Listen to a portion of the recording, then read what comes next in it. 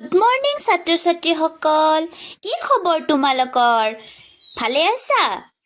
আজি মই তোমালোকৰ পাঠ্যপুথিত অন্তৰ্গত লঘু নামৰ কবিতাটি আবৃত্তি কৰি শুনাম।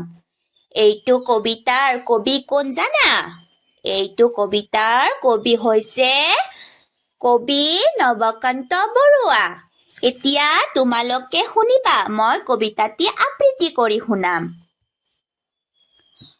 লঘোণ। একোকেই নেখাওঁ আজি, একেবাৰে ভোক নাই। আছে যদি আধা সেৰ, চিৰা দিবা ভাল চাই। দৈ মোক নেলাগে, গাখীৰৰ সল পালে।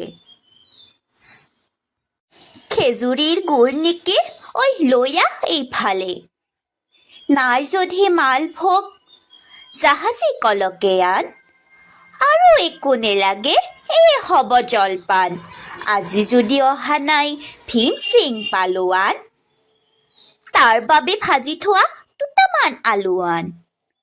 পাপৰ আছিল বোলে, আঙুঠাত হেকচোন। আচাৰো ওলাব পাৰে, বিচাৰিলে চুকোন। ৰৌ মাছ ভজা আছে, তাৰো দুচকল দে। এই হ'ব লঘোণত, আৰু একো নেলাগে।